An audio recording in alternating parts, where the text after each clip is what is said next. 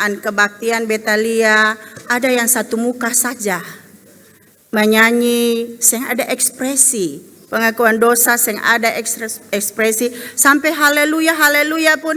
Haleluya. Ini haleluya puji Tuhan. Itu berarti bahwa seluruh jiwa dan raga kita yang kita bawa masuk di dalam kebaktian ini ada untuk memuji dan memuliakan Tuhan. Sehingga di dalam kebaktian yang tidak lebih daripada 2 jam ini dapat membaharui akan kehidupan kita dan memahami firman Tuhan. Dan setelah kita keluar, kita tidak menjadi pendengar saja tetapi menjadi pelaku firman. Jemaat yang kekasih dalam Tuhan Yesus Kristus, sebenarnya tanggal 6 ini masih ada semangat. Karena ini adalah minggu pertama, dompet masih tebal, masih ada sukacita. Terlebih lagi, kita ada dan bersyukurkan Tuhan karena Tuhan telah menuntun kita untuk memasuki minggu pertama bulan Agustus, bulan rahmat Tuhan untuk bangsa Indonesia, bulan yang luar biasa untuk bangsa Indonesia, bulan yang sangat bersejarah bagi bangsa Indonesia. Dan tema kita pada saat ini sangat menarik, yaitu menghargai dan menerima perbedaan. Sekali lagi saya ulangi, menghargai dan menerima perbedaan. Jemaat yang kekasih dalam Tuhan Yesus Kristus, ketika kita berbicara soal perbedaan adalah suatu fakta yang kita hadapi sehari-hari dalam kehidupan kita. Bahwa setiap kehidupan kita pasti mempunyai perbedaan. Ada orang bilang orang kembar sekalipun, yang dikatakan dokter kembar identik sekalipun, mempunyai perbedaan baik fisikly maupun sifatnya. Karena tidak ada di dunia ini yang sama dan persis sama. Tetapi pasti ada perbedaan walaupun sedikit saja. Karena kita mau lihat bahwa sesungguhnya perbedaan itulah yang membuat dunia ini indah. Dan perbedaan itu yang membuat dunia ini berwarna. Jemaat, ketika kita ada dan melihat komposer dan arranger ternama Erwin Gutawa, ketika ia tampil luar biasa. Bulu kuduk bisa berdiri dan semua orang akan bertepuk tangan karena ia ada dan menciptakan melodi, bahkan kelarasan harmonisasi yang indah dari beberapa alat musik. Dan kita juga tadi terpukau penampilan anak-anak kita, anak-anak sekolah minggu Jukulele ini, yang ada dan menampilkan sebenarnya lagu biasa-biasa saja. Tetapi ketika dibawakan dengan harmonisasi beberapa alat musik dan dipukul ukulelenya dengan beragam cara memukulnya, maka menimbulkan harmonisasi yang indah, memberikan sukacita baik yang menyanyinya maupun yang mendengarkannya. Dan memberikan ketahanan iman bagi kita semua untuk dapat mengerti. Sehingga mau dikatakan bahwa perbedaan Tuhan menciptakannya.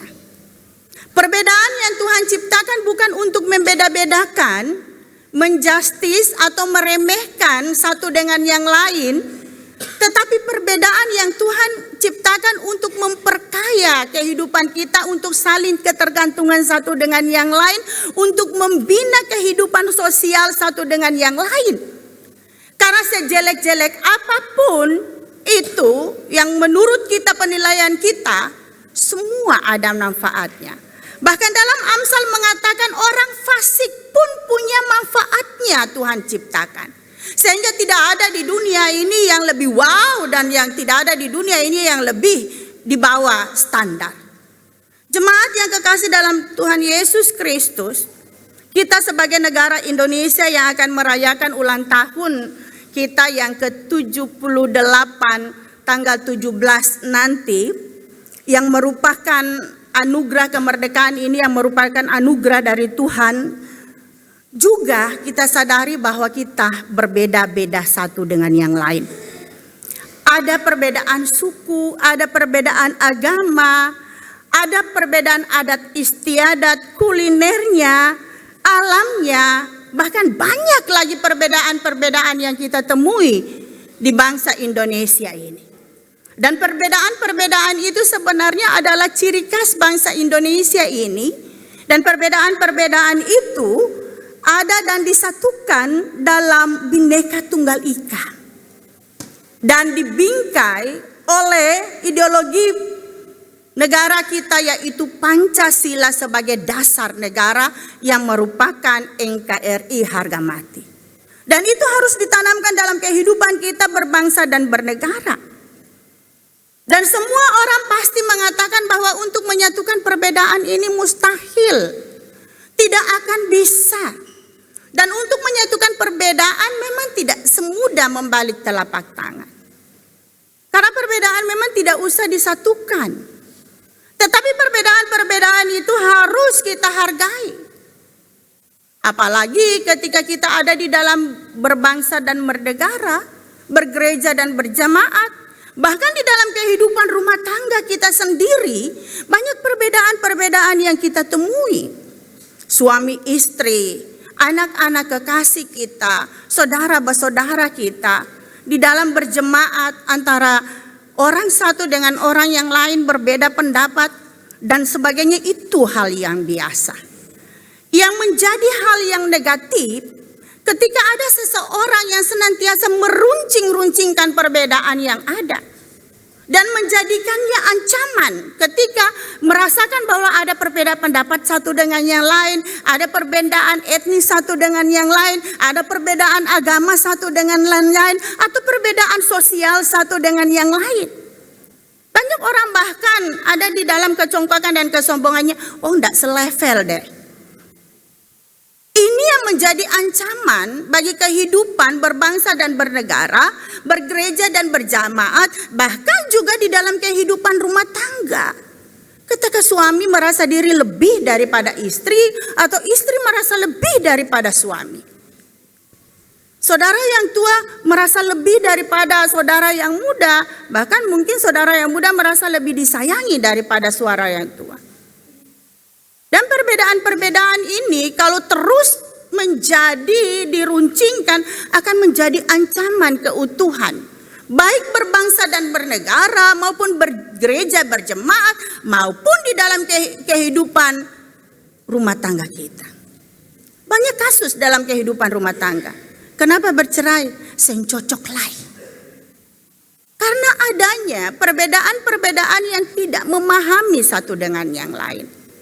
Tidak dilihat bahwa itulah cara Tuhan untuk melengkapi kita satu dengan yang lain. Bisa dibayangkan tidak? Kalau kita semua satu pikiran, kita semua satu muka dan sebagainya, bisa-bisa katong salah ambil istri. Bisa-bisa katong salah ambil suami, yang kenal satu dengan yang lain. Pacaran dengan satu, kawin dengan yang lain. Barang sama muka. Persoalan-persoalan ini Tuhan sudah pikirkan di dalam kehidupan ini.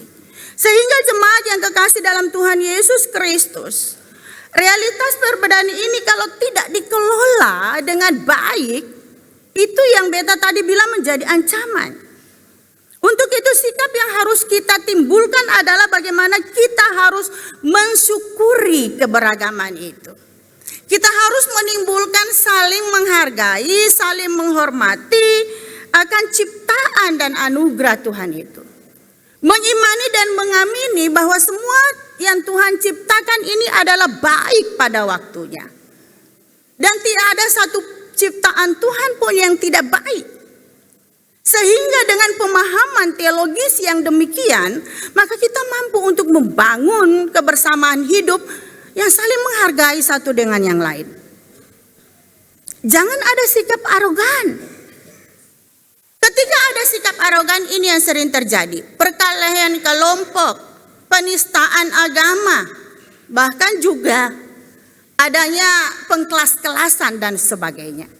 Remaja-remaja sekarang banyak yang senang tawuran karena hanya perbedaan secuil saja. Hanya masalah sedikit saja. Sehingga ada orang tua yang ikut-ikut dan sebagainya. Dan itu juga di dalam berjemaat. Ada juga yang demikian. Ketika ada perbedaan-perbedaan sedikit saja dan dianggap itu merupakan ancaman, maka banyak orang yang ada dan lari dari persekutuan. Merasa diri tidak cocok dan kelompoknya lah yang baik. Jemaat yang kekasih dalam Tuhan Yesus Kristus, beta bilang menarik sekali. Tema kita dan pembacaan kita pada saat ini yang terambil dari Galatia 2 ayat 11 sampai 14. Rupanya LPJ memberikan kita pembacaan Alkitab mulai dari minggu kemarin Galatia. Galatia yang dibahas dan sekarang Galatia yang dibahas, Galatia 2 ayat 11 sampai 14. Ini judul perikopnya saja, Paulus bertentangan dengan Petrus. Dan mulai dari ayat ke-11 saja, sudah ada kata-kata ketus daripada Paulus terhadap Kefas atau terhadap Petrus. Ia mengatakan, tetapi waktu Kefas datang ke Antiokhia, aku berterang-terangan menentangnya sebab ia salah. Ya. Dan ayat-ayat selanjutnya, Rasul Paulus menguraikan kesalahan Rasul Petrus yang rupanya sikap Rasul Petrus sebagai kepala Rasul sungguh sangat tidak terpuji menurut Paulus. Seharusnya Petrus mengambil sikap yang benar menurut Injil. Tetapi kenapa justru Petrus melakukan hal yang tidak terduga ini? Yang tadinya makan dengan orang Yunani, non-Yahudi, tetapi ketika Yakobus datang dan orang-orang Yahudi datang lainnya, ia pelan-pelan mengambil diri dari kelompok itu dan menjauhkan diri dari kelompok Yunani. Ini persoalan sunat. Persoalan sunat yang sangat dibesar-besarkan oleh kelompok-kelompok, Paulus mengatakannya teman-teman palsu. Orang-orang yang tidak bertanggung jawab tentang ajaran, tentang teologi, tentang doktrin kekristenan pada waktu itu. Sebenarnya apa sih yang paling hakiki di Injil itu? Sebenarnya apa sih yang paling hakiki sebagai orang Kristen? Apakah kita harus tetap ada dan menganut ketika kita sebagai orang Kristen sunat harga mati untuk menyatakan hukum Taurat? Ataukah Injil sebagai berita pembebasan kemerdekaan bagi orang-orang yang telah ada dan mempercayakan dirinya kepada Yesus Kristus? Tapi kita bilang kalau sunat bagus juga. Persoalannya kalau orang suka pindah-pindah gereja, berarti kalau dia pindah gereja lain sunat lain. Toh? Kalau 3 kali pindah gereja saja berarti berapa kali kudung itu? Itu berarti orang tidak akan pindah gereja. Hanya karena di sekarang dibaptis, colot, percik, air saja mau. Tetapi coba kalau kudung, ada berani? Seng ada. Bagus lain supaya stay saja. Jangan macam-macam lain. Cari apa di dalam dunia ini?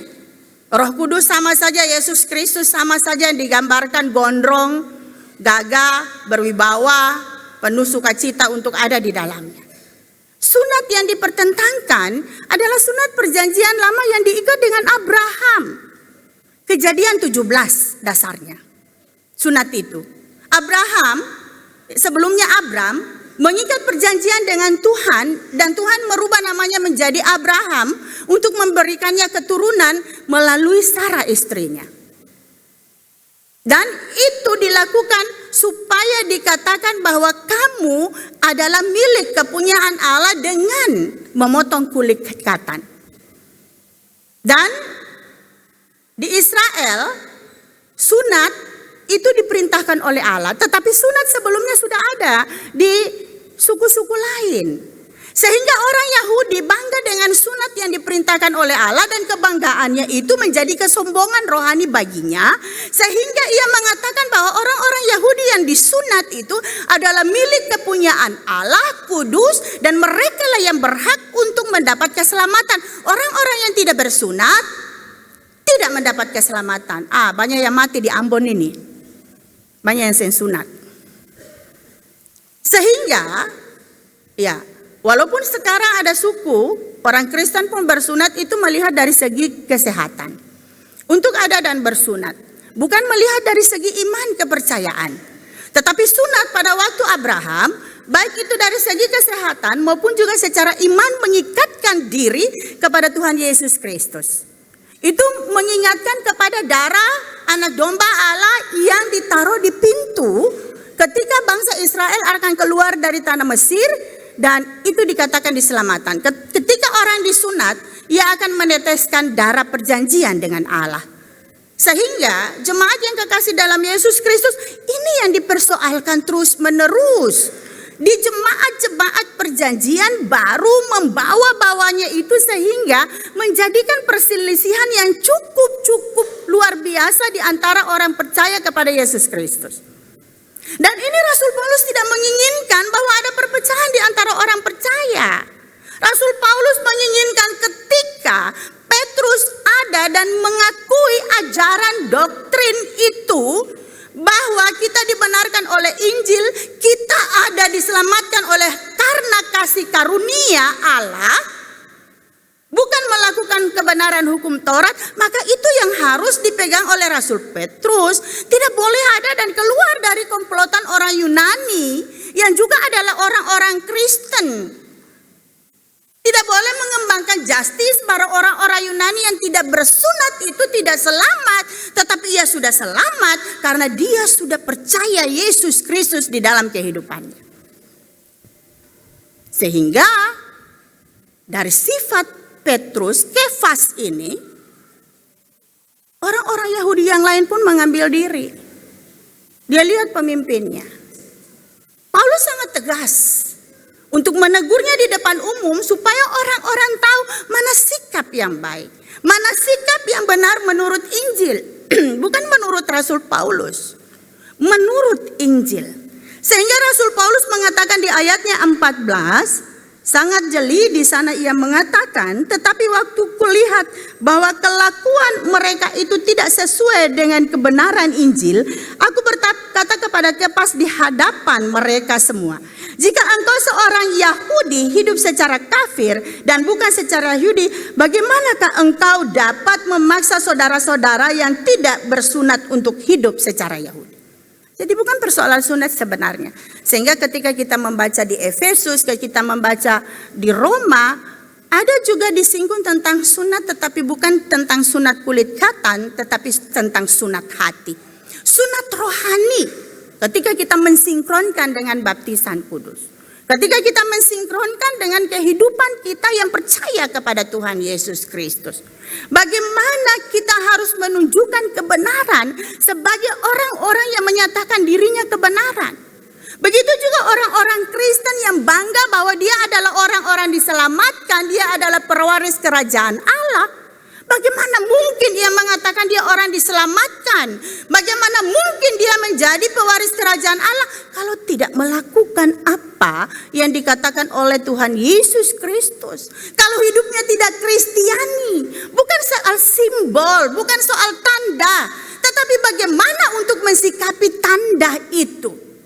Sehingga kita tidak usah membeda-bedakan kita baptisan apa dan sebagainya. Tetapi bagaimana sikap kita ketika telah menerima baptisan itu? Apakah hidupmu sesuai dengan materai yang kamu terima itu atau tidak? Masihkah kamu berjudi? Masihkah kamu berzina? Masihkah kamu melakukan hal-hal yang tidak benar di hadapan Allah? Ikut suka saja. Hidup ikut suka saja. Hidup ikut mau saja. Apa yang beta mau, bikin itu yang beta bikin. Apa yang beta suka bikin itu yang beta. Padahal kita sudah ditebus, ingatan. Kita sudah diikat oleh perjanjian dengan Tuhan. Tubuh roh dan jiwa kita sudah merdeka dan Tuhan Yesus yang memerdekakannya. Sehingga yang harus kita lakukan adalah bagaimana kita menghambakan diri kepada Tuhan Yesus Kristus. Tubuh roh dan jiwa kita bukan milik kepunyaan kita lagi. Sehingga wajiblah kita untuk melakukan apa yang Tuhan kehendaki di dalam kehidupan kita. Sehingga jangan arogan deh. Dalam kehidupan ini jangan ada kearogansian sama sekali. Jangan kita ada dan senantiasa melakukan hal-hal yang mendukacitakan Tuhan. Dan jangan selalu lari dari komitmen. Teguran Rasul Paulus kepada Rasul Petrus ini sangat nyata. Karena ketika kita membaca Kisah Rasul ayat 10, pasal 10 sampai 11, itu juga Tuhan langsung kepada Petrus untuk memperlihatkan perbedaan-perbedaan itu. Dan ia datang makan kepada Cornelius di Itali, orang Itali, untuk ada dan menyatakan welcome untuk orang-orang yang tidak bersunat. Kenapa pada waktu itu di Antioquia ia memperlihatkan sikap yang tidak baik, yang tidak sesuai dengan Injil? Jemaat yang kekasih dalam Tuhan Yesus Kristus, di sini Rasul Paulus juga hendak mengatakan bahwa keselamatan itu bukan untuk satu suku saja, bukan untuk orang Yahudi saja, tetapi keselamatan yang diberikan oleh Tuhan untuk semua orang, siapapun dia. Kita tidak bisa mengatakan, oh kita selamat, orang lain tidak selamat, suku kita selamat, suku lain tidak selamat. Kita orang Kristen selalu menjustis diri selamat, tetapi tidak melakukan hal-hal yang menunjukkan bahwa kita adalah orang-orang tebusan Tuhan. Untuk itu, di sini teguran untuk Rasul Paulus dan juga teguran untuk kita semua. Jemaat yang dikasihi oleh Tuhan Yesus Kristus, tema kita menghargai dan menerima perbedaan. Dan melalui teks Alkitab ini, tema ini memperingatkan kita semua. Di minggu awal Agustus ini, jangan kita sombong rohani. Jangan kita mengklaim bahwa kelompok kita yang selamat tetapi orang tidak. Yang kedua, jangan kita berpikir saudara-saudara kita yang kita harus kasihi, yang kita harus layani, yang kita harus doakan, yang kita harus perhatikan adalah yang sesuku kita, adalah yang seagama dengan kita, adalah yang selevel dengan kita, adalah yang sejemaat dengan kita, adalah yang seunit dengan kita, adalah yang sesektor dengan kita. Karena beta lihat, ketika kita ada di dalam berjemaat, ketika ada di dalam kegiatan satu-satu kegiatan, sektoral itu sangat-sangat tajam. Memperbedakan sektor satu dan sektor yang lain. Bahkan anak-anak muda sedikit tempo, anak-anak sekolah minggu juga mempertajam antara sektoral. Padahal sektor dan unit ini ada, diciptakan di dalam satu jemaat dan jemaat-jemaat hanya untuk rentan kendali pelayanan. Bukan untuk membedakan satu dengan yang lain. Menata layani pelayanan seperti apa yang kita lakukan sekarang. Sektor ini yang bertugas, sektor itu yang bertugas. Tidak ada pertandingan. Dan tidak ada saling menjatuhkan satu yang lain. Ada perbedaan, baik. Ada saling ada dan mengakui tapi. Untuk saling memicu di dalam pelayanan, mendorong di dalam pelayanan, bagaimana kita ada maju. Tapi tidak boleh ada, beta lihat kalau sektor satu ada duka, sektor yang lain sendatang. Ini kebiasaan yang kita ada di dalam jemaat ini. Tetapi kalau di pedesaan, di kampung-kampung itu satu jemaat itu datang. Kenapa ada kemitraan laki-laki dan perempuan supaya satu lah yang lain baku kenal. Tetapi setiap ibadah kemitraan tuang ampongi mana dong? Beta heran lai. Ini program-program ini diciptakan supaya katong baku kenal. Orang bilang tak kenal maka tak sayang, kenal maka sayang. Begitu juga pendeta-pendeta yang ditaruh di sektor-sektor. Kalau pendeta lain tegur, bukan ketong pendeta, siapa bilang? Majelis yang lain tegur, ketong pun majelis bukan dia, siapa bilang? Itu rentan kendali pelayanan saja. Sehingga perbedaan-perbedaan yang ada jangan menjadi pemicu untuk memisahkan satu dengan yang lain. Rasul Paulus bilang ketong adalah satu tubuh, kepala kita adalah Yesus Kristus. Untuk itu, beta bilang ketika kamu ada dan mengimani agamamu, jangan menggubris agama lain. Jangan menjelek-jelekan agama lain. Dan jangan mau terpancing dengan orang-orang yang suka menjelek-jelekan agama orang lain. Tetapi yang harus kalian lakukan adalah mengimani dan melakukan agamamu dengan sebaik-baiknya sesuai dengan perintahnya. Tidak usah untuk ada dan melihat agama orang lain. Kehidupan beragamamu juga belum tentu benar. Sehingga mari saling menghargai, saling menghormati. Perbedaan satu dengan yang lain itulah yang bijak. Dan sikap yang paling bijak lagi Petrus perlihatkan di sini. Ketika Rasul Paulus ada dan menegurnya, dia tidak ngeyel. Dia tidak langsung ada dan marah, dia tidak langsung ada dan membantah teguran itu. Dia menerimanya dengan baik karena ia memang mengaku salah. Ia mau untuk mendudukan masalah dengan baik. Dia tidak menjadikan hal yang runcing untuk menjadi perseteruan. Kalau mau bisa saja. Pada waktu itu orang Yunani dan Yahudi baku pukul habis mati. Tetapi Petrus dan Rasul Paulus tidak melihat perbedaan itu sebagai hal yang harus ketong adu jotos. Tetapi mari lihat, mana yang salah, terima kesalahan itu dengan baik. Dan perbaiki itu di dalam kehidupan. Sehingga satu dengan yang tegur, itu ditegur dengan kasih. Senantiasa positive thinking ketika ada teguran dari satu orang. Jangan negative thinking. Kalau kita negatif, maka kita akan memicu perselisihan di dalam diri. Perselisihan di dalam kelompok. Dan perselisihan di dalam kehidupan kita berbangsa dan bernegara, berjemaat dan bergereja, bahkan dalam kehidupan rumah tangga. Mari kita dudukkan masalah itu baik-baik. Pasti ketika kita ada dan saling menghargai satu dengan yang lain, saling menghormati satu dengan yang lain, akan ada damai sejahtera Allah yang melingkupi kita. Tuhan Yesus memberkati kita semua. Semoga kita menghargai dan menerima perbedaan yang ada. Amin.